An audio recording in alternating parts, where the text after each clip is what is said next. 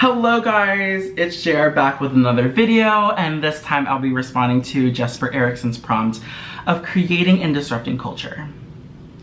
To start off this video, I wanted to read a bit of the prompt that truly inspired me and kind of sparked my idea for this design this week. So I'm gonna go ahead and read it. Written and liberated by boundaries, constituted by categories and expectations, tradition and customs, we shall wander in the gray areas between realms, Designers can be seen as chefs to assemble ingredients from disparate fields to create new entities, new constellations. And there's actually, it's so funny that we have this prompt because I've had a conversation about something that was about disrupting culture lately, and there's been something I've been wanting to talk about and dissect and reassemble for a very long time, and that is my relationship to clothing. I have my script right here, and I really loved how I worded it this week. So again, if you see me looking down, I'm looking at my script. So let's get started. So there were 3 suggestions of how to tackle this assignment, and I thought that I should be able to do all 3, not to overshoot, but I feel like to expand my thought system, I was like, let's go ahead and do all 3 so we can investigate different areas and different exercises and see where my thought system goes. So for the first one, it said the first suggestion was it may be about assembling 2 objects that don't fit together to create a new entity. And here are 2 pieces of clothing. This is actually the entity that I made. It's 2 pieces of clothing, basically the same object, right, with the same purpose, but due to society's ideals, these objects don't fit together. And it's crazy to me that we have created such a big division on something like this. And everything else in life. It's so weird how we created labels and all these type of things, and that could lead to a whole different discussion. My light just fell. But yeah, this is what my entity is for this week. I basically wore a woman's top with a men's blazer on top, and based on society and what they have to say about clothing and the scripts of masculinity and femininity, these objects don't fit together. They weren't marketed for the same gender. And basically they don't fit together, and I thought it was a really good introduction into what I have to say next. But yeah, this is my intro. This is my entity. This is my one part of my design, 1 out of the 3 for my design. And to take this a step further, we're going to transition to the next suggestion. So part 2, it may be re-examining a behavior or habit. I am a queer person of color who grew up with a supportive mother, and as I developed my own sense of the world, I've always played around with my clothing. My clothing was kind of like my expression, my armor. It guided me towards really cool people, and I'm excited to see where my clothing journey goes next. But to go back to the script, I'm digressing. It's becoming more apparent that my clothing has been a huge mix lately, that the world is coming back to some sort of normal. I told myself that once quarantine ends, I'm going to be putting on my 110%. I'm never holding anything back. I've scrolled through endless Instagram stories and TikToks of so many fashion people and outfits that have been so cool and inspirational, and that includes that mix of like masculine and femininity. And as I put on my clothes every day, I quite literally ask myself, am I recreating what society says as a man, or am I disrupting and challenging that status quo?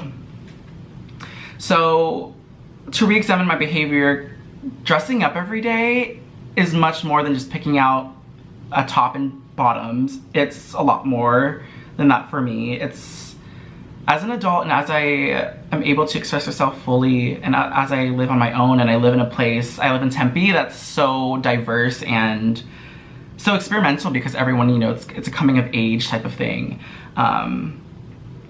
I feel like it's now is the time to express myself.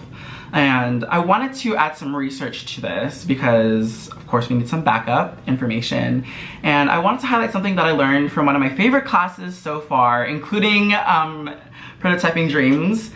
It was from Women and Gender Studies. I've learned about Judith Butler and her point of performativity, which is connected really well, actually, to the quote I read earlier from the prompt. I took this from a website, frontenersin.org. It talks about Judith Butler, and this snippet of what I found online fits so perfectly to the quote I read earlier. So a quarter of a century ago, philosopher Judith Butler in 1990 called upon society to create gender trouble by disrupting the binary view of sex, gender, and sexuality. Key to her argument is that gender is not an essential, biological determined quality or inherent identity, but is repeatedly performed based on and reinforced with societal norms. This repeated performance of gender is also performative, that is, it creates the idea of gender itself, as well as the illusion of two natural essential sexes. In other words, rather than being women or men, individuals act as women and men, thereby creating the categories of women and men. Moreover, they face clear negative consequences if they fail to do their gender right. And I think that last sentence is just like, it just summarizes my whole life for me. I don't want to say like I've suffered like negative consequences. Like, of course there was bullying and all that type of stuff, and I think it's just so fun. And I have a point that I want to discuss later at the end of the video that really wraps everything up, but just to add a little bit of research, I think that to re-examine my clothing, it's because of what society says, and it's a lot deeper than putting something on. And I've created some sort of like alternative utopia, and that is part of part 3. It says it may be creating an alternative utopia dystopia narrative. And now to design the narrative I want to see in the future is a clothing store where there isn't such a clear divide about men's and women's clothing, masculine or feminine. Everything would be mixed around. Camo is next to sequins, where everyone is fully allowed and enabled to express their complete selves without any restraints or examples to live by. Everything is mix and match, everything is fun, it's popping, it's comfortable, there's literally something for everyone, and I want to see a store like that. And I'm not talking about the gender neutral clothing that's basically like sweatpants and sweatshirts. Like, if you know on Instagram, if you're a part of the scene, you know that there's gender neutral clothing that doesn't really push the boundaries and push societal norms into making clothing in general gender neutral. So that is my narrative, and that is my third part of the 3 parts of this assignment for my design sprint. And to end it, I received some feedback for my last design, and I basically just didn't take it to that next step of like further analyzing and coming up with a conclusion. And so this is that next step. Just to wrap up the video, I wanted to discuss the outcome of this assignment, making sure that I fully answer the prompt, because I did say that they wanted to like dig deeper and see like and analyze the outcome that we've come to from our design sprints. And this is basically what I wrote. I said I had a huge epiphany while creating the script for this video, and basically what I've learned from this assignment is that I want to stay in that gray area that was mentioned in the prompt. Not just in clothing, but in ideals, designs, and understandings. Any standpoint, I want to be in that gray area. I want to explore, I want to see different point of views. I want to basically just disrupt whatever is going on. I want to see what we could do, what can we do better. And I don't want to become comfortable in either realm of the binary, black or white, male or female, pink or blue, camo or sequins. I want to be in the middle at all times. And I want to say thank you for this assignment, for being such an eye-opener, and I hope that this has opened your eyes into something that maybe you've never discovered or talked about before. It's been really eye-opening for me, and yeah.